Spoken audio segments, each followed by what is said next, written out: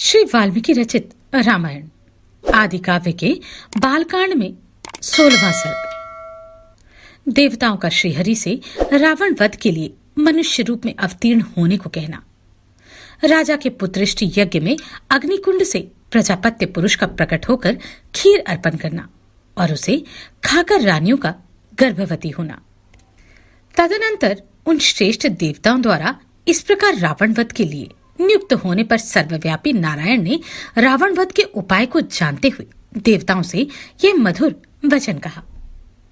देवगण, राक्षस राज रावण के वध के लिए कौन सा उपाय है जिसका आश्रय लेकर मैं महर्षियों के लिए कंटक रूप उस निशाचर का वध करूं? उनके इस प्रकार पूछने पर सब देवता उन अविनाशी भगवान विष्णु से बोले, प्रभु, आप मनुष्य का रूप धारण करके युद्ध में रावण को मार डालिए। उस शत्रु दमन निशाचर ने दीर्घकाल तक तीव्र तपस्या की थी, जिससे सब लोगों के पूर्वज लोक सृष्टा ब्रह्मा जी उस पर प्रसन्न हो गए। उस पर संतुष्ट हुए भगवान ब्रह्मा जी ने उस राक्षस को यह वर दिया कि तुम्हें नाना प्रकार के प्राणियों में से मनुष्य के सिवा और किसी से भय नहीं है। पूर्व काल में वरदान देते समय उस राक्षस ने मनुष्यों को दुर्बल समझकर उनकी अवहेलना कर दी थी। इस प्रकार पितामह से मिले हुए वरदान के कारण उसका घमंड बढ़ गया है। शत्रु को संताप देने वाले देव वह तीनों लोगों को पीड़ा देता और स्त्रियों का भी अपहरण कर लेता है। अतः उसका वध मनुष्यों के हाथ से ही निश्चित हुआ है। समस्त जीवात्माओं को वश में रखने वाले भगवान विष्णु ने देवताओं की यह बात सुनकर अवतार काल में राजा दशरथ को ही पिता बनाने की इच्छा की। उसी समय वे शत्रुसूदन महातेजस्वी नरेश पुत्रहीन होने के कारण पुत्र प्राप्ति की इच्छा से पुत्रेष्टि यज्ञ कर रहे थे।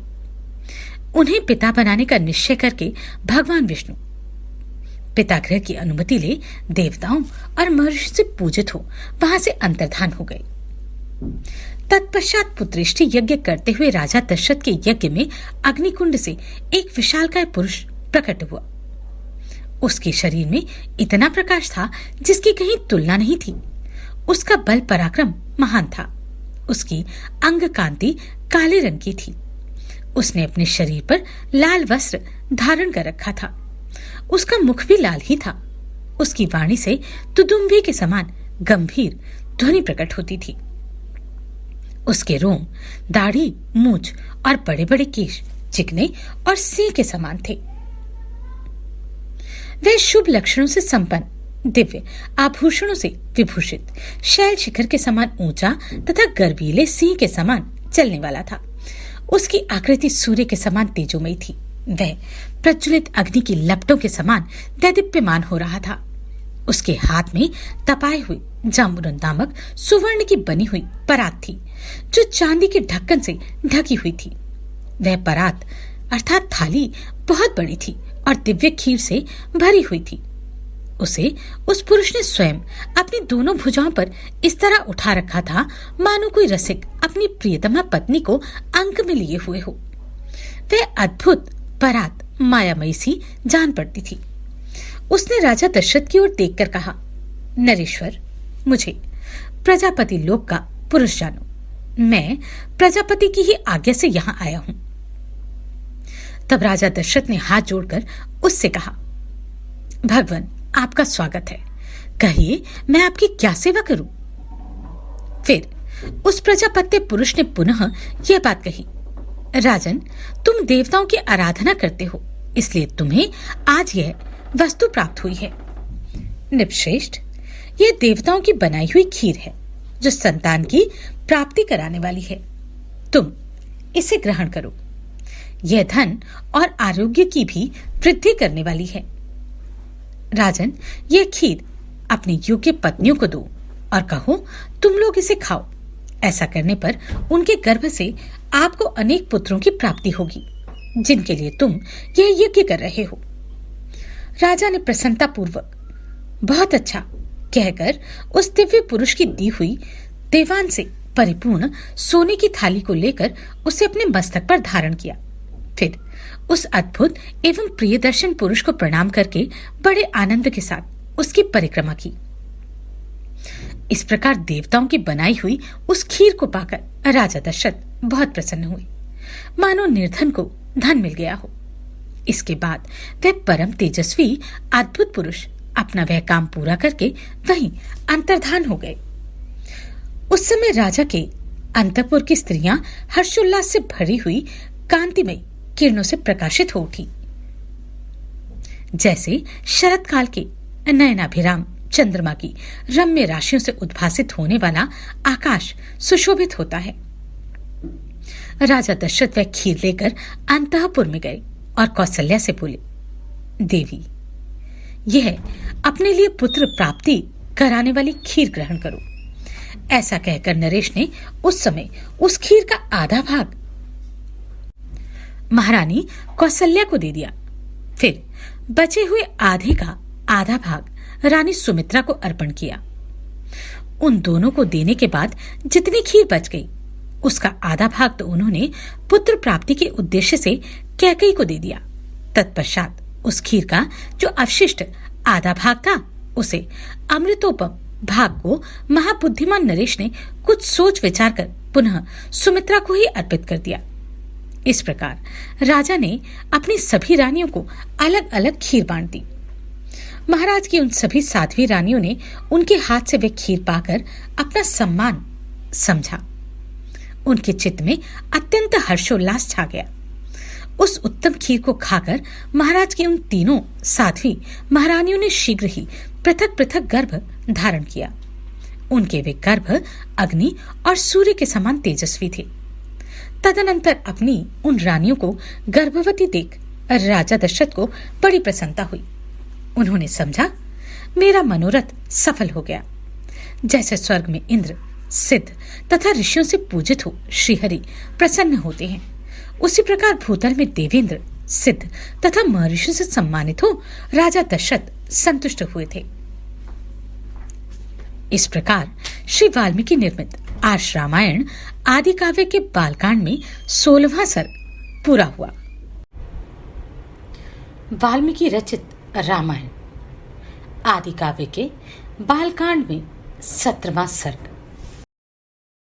ब्रह्मा जी की प्रेरणा से देवता आदि के द्वारा विभिन्न वानर यूथपतियों की उत्पत्ति।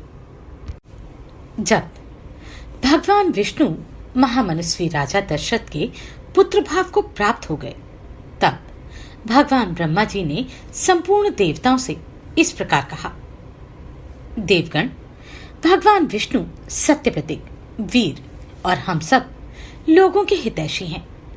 तुम लोग उनके सहायक रूप से ऐसे पुत्रों की सृष्टि करो जो बलवान, इच्छानुसार रूप धारण करने में समर्थ, माया जानने वाले, शूरवीर, वायु के समान वेगशाली, नीतिज्ञ, बुद्धिमान, विष्णुतुल्य पराक्रमी, किसी से परास्त न होने वाले, तरह तरह के उपायों के जानकार, दिव्य शरीरधारी तथा अमृतभोजी देवताओं के समान सब प्रकार की अस्त्र विद्या के गुणों से संपन्न हो।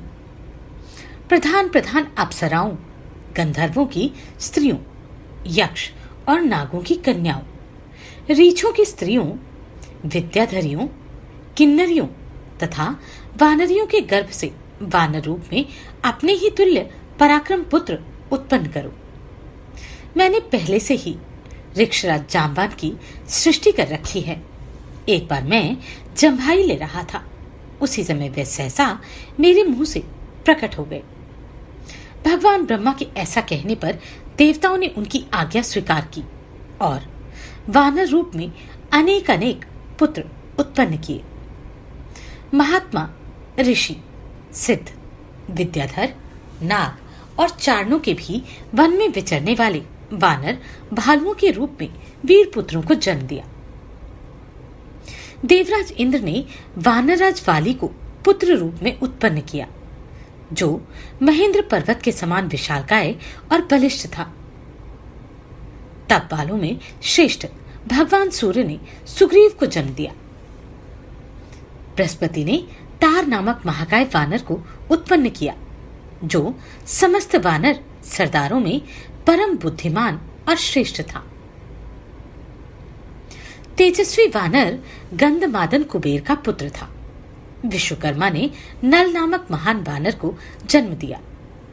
अग्नि के समान तेजस्वी श्रीमान नील साक्षात अग्निदेव का ही पुत्र था। वह पराक्रमी वानर तेज, यश और बलवीर्य में सबसे बढ़कर था।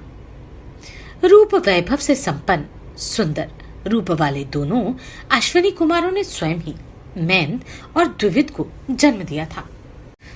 वरुण ने सुषेण नामक वानर को उत्पन्न किया और महाबली पर्जन्य ने शरभ को जन्म दिया। हनुमान नाम वाले ऐश्वर्यशाली वानर वायु देवता के औरस पुत्र थे। उनका शरीर वज्र के समान सुदृढ़ था। वे तेज चलने में गरुड़ के समान थे। सभी श्रेष्ठ वानरों में वे सबसे अधिक बुद्धिमान और बलवान थे। इस प्रकार कई हजार वानरों की उत्पत्ति हुई। वे सभी रावण का वध करने के लिए उद्यत रहते थे। उनके बल की कोई सीमा नहीं थी। वे वीर, पराक्रमी और इच्छानुसार रूप धारण करने वाले थे। गजराजों और पर्वतों के समान महाकाय तथा महाबली थे। रीछ, वानर और गौलंगल अर्थात लंगूर जाति के वीर शीघ्र ही उत्पन्न हो गए। जिस देवता का जैसा रूप, वेश और पराक्रम था, उससे उसी के समान पृथक पृथक पुत्र उत्पन्न हुआ। लंगूरों में जो देवता उत्पन्न हुए वे देवावस्था की अपेक्षा भी कुछ अधिक पराक्रमी थे। कुछ वानर रीछ जाति की माताओं से तथा कुछ किन्नरियों से उत्पन्न हुए। देवता, महर्षि, गंधर्व, गरुड़, यशस्वी यक्ष, नाग, किमपुरुष, सिद्ध, विद्याधर तथा सर्पजाति के बहुसंख्यक व्यक्तियों ने अत्यंत हर्ष में भरकर सहस्त्रों पुत्र उत्पन्न किए। देवताओं का गुण गाने वाले वनवासी चारणों ने बहुत से वीर विशालकाय वानर पुत्र उत्पन्न किए। वे सब जंगली फलमूल खाने वाले थे।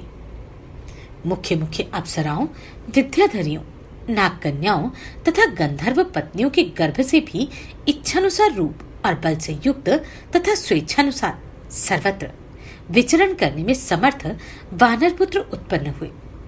वे दर्प और बल में सिंह और व्याघ्रों के समान थे।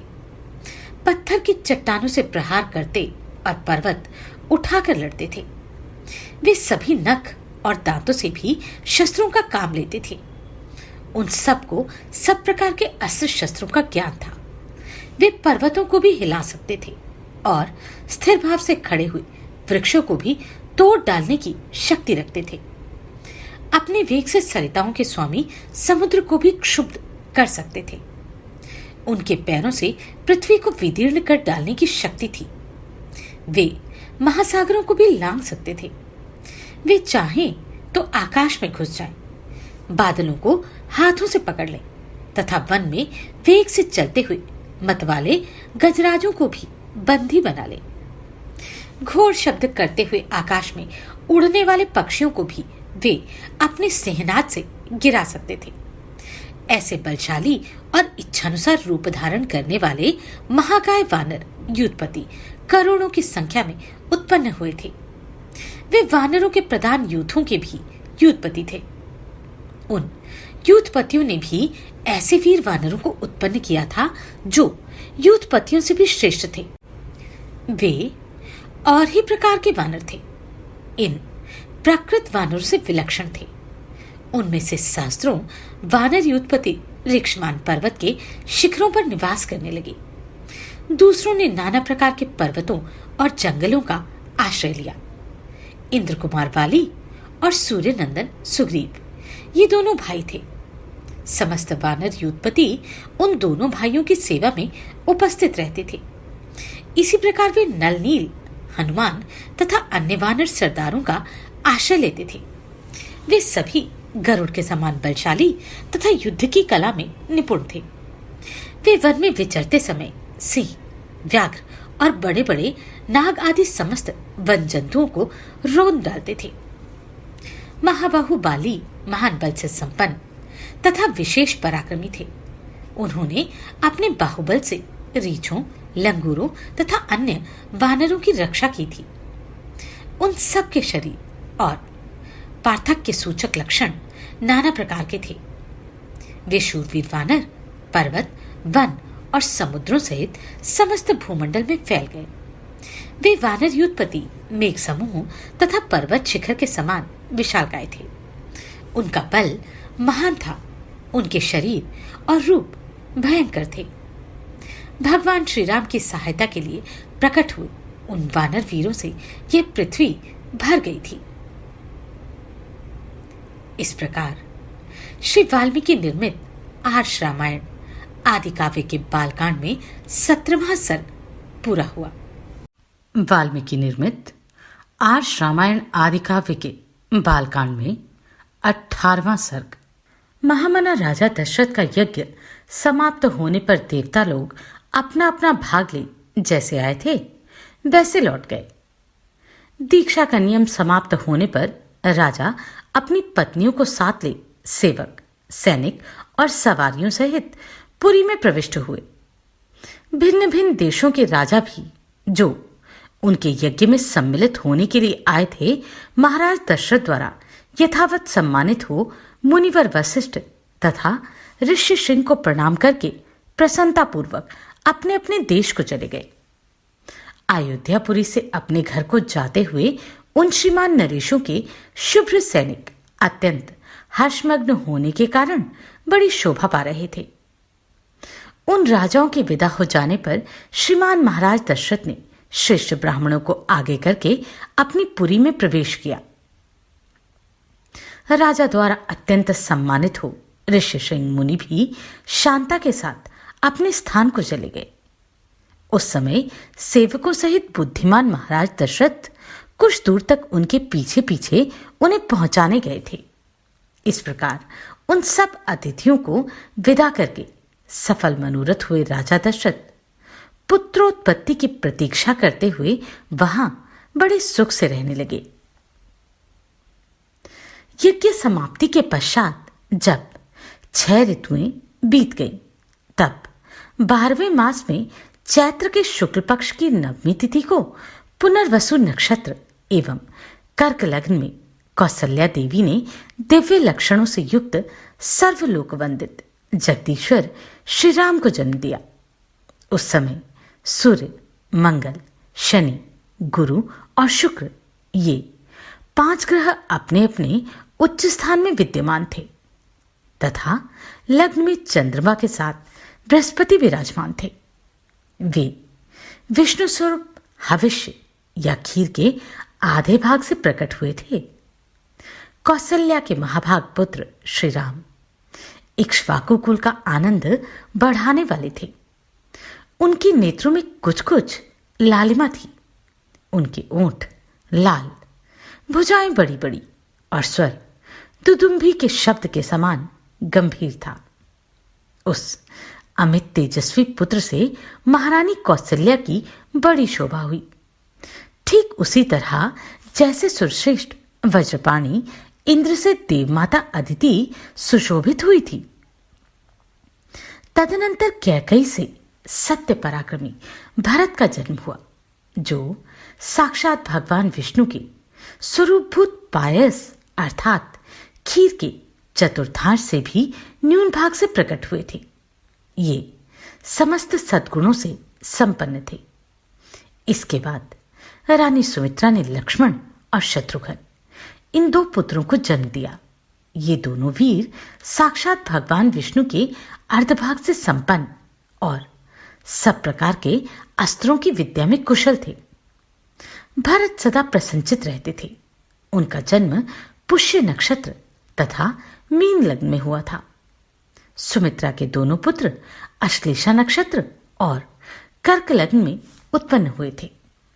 उस समय सूर्य अपने उच्च स्थान में विराजमान थे। राजा दशरथ के ये चारों महामनस्वी पुत्र पृथक पृथक गुणों से संपन्न और सुंदर थे। ये भाद्रपदा नामक 4 तारों के समान ही कांतिमान थे। इनके जन्म के समय गंधर्वों ने मधुर गीत गाए, अप्सराओं ने नृत्य किया, देवताओं की दुदुम्भियां बजने लगी तथा आकाश से फूलों की वर्षा होने लगी। अयोध्या में बड़ा भारी उत्सव हुआ। मनुष्यों की भारी भीड़ एकत्र हुई। गलियों और सड़कों लोगों से खचाखच भरी हुई थी। बहुत से नट और नर्तक वहां अपनी कलाएं दिखा रहे थे। वहां सब और गाने बजाने वाले तथा दूसरे लोगों के शब्द गूंज रहे थे। दीन दुखियों के लिए लुटाए गए सब प्रकार के रत्न वहां बिखरे पड़े थे। राजा दशरथ ने सूत, मागध और बंदीजनों को देने योग्य पुरस्कार दिए तथा ब्राह्मणों को धन एवं सहस्त्रों गोदान प्रदान किए। 11 दिन बीतने पर महाराज ने बालकों का नामकरण संस्कार किया। उस समय महर्षि वशिष्ठ ने प्रसन्नता के साथ सबके नाम रखे। उन्होंने ज्येष्ठ पुत्र का नाम राम रखा। श्री राम महात्मा परमात्मा थे। कैकेयी कुमार का नाम भरत तथा सुमित्रा के एक पुत्र का नाम लक्ष्मण तथा दूसरे का शत्रुघ्न निश्चित हुआ। राजा ने ब्राह्मणों, पुरवासियों तथा जनपदवासियों को भी भोजन कराया। ब्राह्मणों को बहुत उज्जवल रत्न समूह दान दिए। महर्षि वशिष्ठ ने समय समय पर राजा से उन बालकों के जातकर्म आदि सभी संस्कार करवाए थे। उन सब में श्री रामचंद्र जी ज्येष्ठ होने के साथ ही अपने कुल की कीर्ति ध्वजा को फहराने वाली पताका के समान थे। वे अपने पिता की प्रसन्नता को बढ़ाने वाले थे। सभी भूतों के लिए वे स्वयंभू ब्रह्मा जी के समान विशेष प्रिय थे। राजा के सभी पुत्र वेदों के विद्वान और शूरवीर थे। सब के सब लोकहितकारी कार्यों में ही संलग्न रहते थे। सभी ज्ञानवान और समस्त सद्गुणों से संपन्न थे। उनमें भी सत्य पराक्रमी श्री रामचंद्र जी सबसे अधिक तेजस्वी और सब लोगों के विशेष प्रिय थे। वे निष्कलंक चंद्रमा के समान शोभा पाते थे। उन्होंने हाथी के कंधे और घोड़े की पीठ पर बैठने तथा रथ हाँकने की कला में भी सम्मानपूर्ण स्थान प्राप्त किया था। वे सदा धनुर्वेद का अभ्यास करते और पिताजी की सेवा में लगे रहते थे।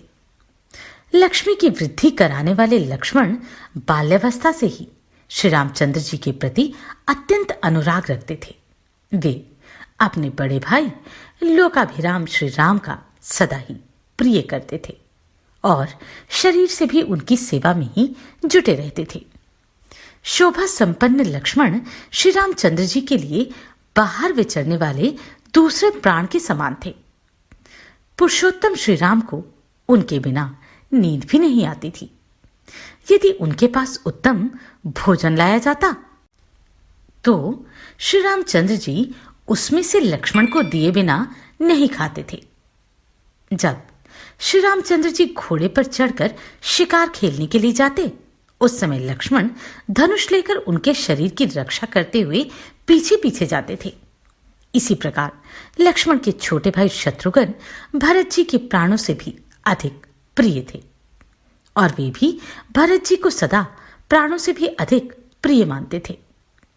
इन 4 महान भाग्यशाली प्रिय पुत्रों से राजा दशरथ को बड़ी प्रसन्नता होती थी। ठीक वैसे ही जैसे 4 देवताओं अर्थात दिक्पालों से ब्रह्मा जी को प्रसन्नता होती है। वे सब बालक जब समझदार हुए तब समस्त सद्गुणों से संपन्न हो गए। वे सभी लज्जाशील, यशस्वी, सर्वज्ञ और दूरदर्शी थे। जैसे प्रभावशाली और अत्यंत तेजस्वी उन सभी पुत्रों की प्राप्ति से राजा दशरथ लोकेश्वर ब्रह्मा की भांति बहुत प्रसन्न थे। वे पुरुष सिंह राजकुमार प्रतिदिन वेदों के स्वाध्याय, पिता की सेवा तथा धनुर्वेद के अभ्यास में दत्तचित्त रहते थे। एक दिन धर्मात्मा राजा दशरथ पुरोहित तथा बंधु बांधवों के साथ बैठकर पुत्रों के विवाह के विषय में विचार कर रहे थे। मंत्रियों के बीच में विचार करते हुए उन महामना नरेश के यहां महातेजस्वी महामुनि विश्वामित्र पधारे। वे राजा से मिलना चाहते थे। उन्होंने द्वारपालों से कहा, तुम लोग शीघ्र जाकर महाराज को यह सूचना दो कि कुशिक वंशी गाधीपुत्र विश्वामित्र आए हैं। उनकी यह बात सुनकर वे द्वारपाल दौड़े हुए राजा के दरबार में गए। वे सब विश्वामित्र के उस वाक्य से प्रेरित होकर मन ही मन घबराए हुए थे। राजा के दरबार में पहुंचकर वहां इक्ष्वाकु कुलनंदन अवध नरेश से कहा, महाराज, महर्षि विश्वामित्र पधारे हैं। उनकी यह बात सुनकर राजा सावधान हो गए। उन्होंने पुरोहित के साथ लेकर बड़े हर्ष के साथ उनकी आगवानी की, मानो देवराज इंद्र ब्रह्मा जी का स्वागत कर रहे हों। विश्वामित्र कठोर व्रत का पालन करने वाले तपस्वी थे। वे अपने तेज से प्रज्वलित हो रहे थे। उनका दर्शन करके राजा का मुख प्रसन्नता से खिल उठा और उन्होंने महर्षि को अर्घ्य निवेदन किया। राजा का वह अर्घ्य शास्त्रीय विधि के अनुसार स्वीकार करके महर्षि ने उनसे कुशल मंगल पूछा। धर्मात्मा विश्वामित्र ने क्रमशः राजा के नगर, खजाना, राज्य, बंधु बांधव तथा मित्रवर्ग आदि के विषय में कुशल प्रश्न किए। राजन, आपके राज्य की सीमा के निकट रहने वाले शत्रु राजा आपके समक्ष नतमस्तक तो हैं। आपने उन पर विजय तो प्राप्त की है ना? आपके यज्ञ याग आदि देवकर्म और अतिथि सत्कार आदि मनुष्य कर्म तो अच्छी तरह संपन्न होते हैं ना? इसके बाद महाभाग मुनिवर विश्वामित्र ने वशिष्ठ जी तथा अन्य ने ऋषियों से मिलकर उन सबका यथावत कुशल समाचार पूछा। फिर वे सब लोग प्रसन्नचित होकर राजा के दरबार में गए और उनके द्वारा पूजित हो यथा योग्य आसनों पर बैठे।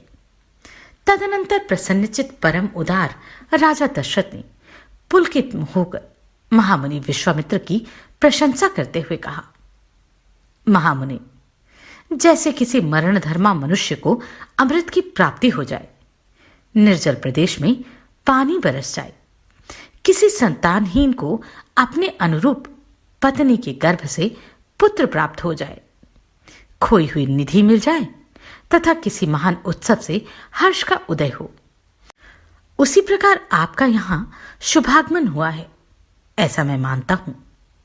आपका स्वागत है। आपके मन में कौन सी उत्तम कामना है जिसको मैं हर्ष के साथ पूर्ण करूं? ब्राह्मण, आप मुझसे सब प्रकार की सेवा लेने के योग्य हैं। मानद मेरा अहोभाग्य है जो आपने यहां तक पधारने का कष्ट उठाया। आज मेरा जन्म सफल और जीवन धन्य हो गया। मेरी बीती हुई रात सुंदर प्रभात दी गई, जिससे मैंने आज आप ब्राह्मण शिरोमणि का दर्शन किया। पूर्व काल में राजा राजश्री शब्द से उपलक्षित होते थे, फिर तपस्या से अपनी अद्भुत प्रभा को प्रकाशित करके आपने ब्रह्मादि का पद पाया। अतः आप राजश्री और ब्रह्मर्षि दोनों ही रूपों में मेरे पूजनीय हैं। आपका जो यहां मेरे समक्ष शुभागमन हुआ है, यह परम पवित्र और अद्भुत है। प्रभु, आपके दर्शन से आज मेरा घर तीर्थ हो गया। मैं अपने आप को पुण्य क्षेत्रों की यात्रा करके आया हुआ मानता हूं। बताइए, आप क्या चाहते हैं? आपके शुभागमन का शुभ उद्देश्य क्या है? उत्तम व्रत का पालन करने वाले महर्षि, मैं चाहता हूं कि आपकी कृपा से अनुग्रहित होकर आपके अभिष्ट मनोरथ को जान लूं और अपने अभ्युदय के लिए उसकी पूर्ति करूं। कार्य सिद्ध होगा या नहीं, ऐसे संशय को अपने मन में स्थान ना दें। आप जो भी आज्ञा देंगे, मैं उसका पूर्ण रूप से पालन करूंगा, क्योंकि सम्मानीय अतिथि होने के नाते आप मुझ गृहस्थ के लिए देवता हैं। ब्राह्मण, आज आपके आगमन से मुझे संपूर्ण धर्मों का उत्तम फल प्राप्त हो गया। यह मेरे महान अभ्युदय का अवसर आया है। मनस्वी नरेश के कहे हुए ये विनयुक्त वचन जो हृदय और कानों को सुख देने वाले थे, सुनकर विख्यात गुण और यश वाले शमदम आदि सद्गुणों से संपन्न महर्षि विश्वामित्र बहुत प्रसन्न हुए। इस प्रकार श्री वाल्मीकि निर्मित आज रामायण आदि काव्य के बालकांड में 18वां सर्ग पूरा हुआ। श्री वाल्मीकि निर्मित आज रामायण आदि काव्य के बालकांड में 19वां सर्ग। नृपश्रेष्ठ महाराज दशरथ का यह अद्भुत विस्तार से युक्त वचन सुनकर महातेजस्वी विश्वामित्र पुलकित हो उठे और इस प्रकार बोले, राज सिंह, ये बातें आपके ही योग्य हैं। इस पृथ्वी पर दूसरे के मुख से ऐसे उदार वचन निकलने की संभावना नहीं है। क्यों ना हो, आप महान कुल में उत्पन्न हैं और वशिष्ठ जैसे ब्रह्मर्षि आपके उपदेशक हैं। अच्छा, अब जो बात मेरे हृदय में है उसे सुनिए। नृपश्रेष्ठ, सुनकर इस कार्य को अवश्य पूर्ण करने का निश्चय कीजिए। आपने मेरा कार्य सिद्ध करने की प्रतिज्ञा की है। इस प्रतिज्ञा को सत्य कर दिखाइए। पुरुष प्रवर, मैं सिद्धि के लिए एक नियम का अनुष्ठान करता हूं। इसमें इच्छानुसार रूप धारण करने वाले 2 राक्षस विघ्न डाल रहे हैं। मेरे इस नियम का अधिकांश कार्य पूर्ण हो चुका है।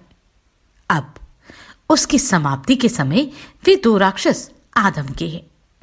उनके नाम है मारीच और सुबाहु। वे दोनों बलवान और सुशिक्षित हैं। उन्होंने मेरी यज्ञवेदी पर रक्त और मांस की वर्षा कर दी। इस प्रकार उस समाप्त प्राय नियम में विघ्न पड़ जाने के कारण मेरा परिश्रम व्यर्थ गया और मैं उत्साहहीन होकर उस स्थान से चला आया। पृथ्वीनाथ, उनके ऊपर अपने क्रोध का प्रयोग करूं, उन्हें शाप दे दूं, ऐसा विचार मेरे मन में नहीं आता, क्योंकि वह नियम ही ऐसा है जिसको आरंभ कर देने पर किसी को शाप नहीं दिया जाता। अतः नृपश्रेष्ठ, आप अपने काक पच्छधारी सत्य पराक्रमी शूरवीर ज्येष्ठ श्री राम को मुझे दे दे। ये मुझसे सुरक्षित रहकर अपने दिव्य तेज से उन विघ्नकारी राक्षसों का नाश करने में समर्थ है। मैं इन्हें अनेक प्रकार का श्रेय प्रदान करूंगा, इसमें संशय नहीं है। इस श्रेय को पाकर ये तीनों लोकों में विख्यात होंगे। श्री राम के सामने आकर वे दोनों राक्षस किसी प्रकार ठहर नहीं सकते। इन रघुनंदन के सिवा दूसरा कोई पुरुष उन राक्षसों को मारने का साहस नहीं कर सकता। नृपश्रेष्ठ, अपने बल का घमंड रखने वाले वे दोनों पापी निशाचर कालपाश के अधीन हो गए हैं। अतः महात्मा श्रीराम के सामने नहीं टिक सकते। भूपाल, आप पुत्र विषयक स्नेह को सामने ना लाइए। मैं आपसे प्रतिज्ञा पूर्वक कहता हूं कि उन दोनों राक्षसों को इनके हाथ से मरा हुआ ही समझिए। सत्य पराक्रमी महात्मा श्रीराम क्या है, यह मैं जानता हूं। महातेजस्वी वशिष्ठ जी तथा ये अन्य तपस्वी भी जानते हैं। राजेंद्र, यदि आप इस भूमंडल में धर्म लाभ और उत्तम यश को स्थिर रखना चाहते हैं तो श्री राम को मुझे दे दीजिए। ककुत्स, नंदन आदि, वशिष्ठ आदि आपके सभी मंत्री आपको अनुमति दे तो आप श्री राम को मेरे साथ विदा कर दीजिए। मुझे राम को ले जाना अभिष्ट है। ये भी बड़े होने के कारण अब आसक्ति रहित हो गए हैं। अतः आप यज्ञ के अवशिष्ट 10 दिनों के लिए अपने पुत्र कमलनयन श्री राम को मुझे दे दीजिए। रघुनंदन, आप ऐसा कीजिए जिससे मेरे यज्ञ का समय व्यतीत ना हो जाए। आपका कल्याण हो। आप अपने मन को शोक और चिंता में न डालिए। यह धर्म और अर्थ से युक्त वचन कहकर धर्मात्मा महातेजस्वी परम बुद्धिमान विश्वामित्र जी चुप हो गए। विश्वामित्र का यह शुभ वचन सुनकर महाराज दशरथ को पुत्र वियोग की आशंका से महान दुख हुआ। वे उससे पीड़ित हो सहसा कांप उठे और मूर्छित हो गए। थोड़ी देर बाद जब उन्हें होश आया तब वे भयभीत हो विषाद करने लगे। विश्वामित्र मुनि का वचन राजा के हृदय और मन को विदीर्ण करने वाला था। उसे सुनकर उनके मन में बड़ी व्यथा हुई। वे महामनस्वी महाराज अपने आसन से विचलित हो मूर्छित हो गए। इस प्रकार श्री वाल्मीकि निर्मित आर्ष रामायण आदि काव्य के बालकांड में 19वां सर्ग पूरा हुआ।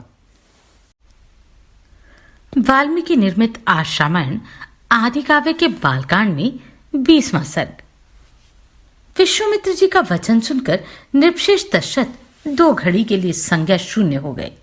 फिर सचेत होकर इस प्रकार बोले, महर्षि, मेरा कमलनयन राम अभी पूरे 16 वर्ष का भी नहीं हुआ। मैं इसमें राक्षसों के साथ युद्ध करने की योग्यता नहीं देखता। यह मेरी अक्षोहिणी सेना है, आप इसे ले जाइए। इस सेना के साथ मैं स्वयं ही चलकर उन निशाचरों के साथ युद्ध करूंगा। ये मेरे शूरवीर सैनिक जो अस्त्र विद्या में कुशल और पराक्रमी हैं, राक्षसों के साथ जूझने की योग्यता रखते हैं, अतः इन्हें ही ले जाइए। राम को ले जाना उचित नहीं है। मैं स्वयं ही हाथ में धनुष ले युद्ध के मुहाने पर रहकर आपके यज्ञ की रक्षा करूंगा। जब तक इस शरीर में प्राण रहेंगे तब तक निशाचरों के साथ लड़ता रहूंगा। मेरे द्वारा सुरक्षित होकर आपका नियमानुष्ठान बिना किसी विघ्न बाधा के पूर्ण होगा, अतः मैं ही वहां आपके साथ चलूंगा। आप राम को न ले जाइए। मेरा राम अभी बालक है, इसने अभी तक युद्ध की विद्या ही नहीं सीखी। यह दूसरे के बलाबल को नहीं जानता, ना तो यह अस्त्र बल से संपन्न है और ना युद्ध की कला में निपुण ही है।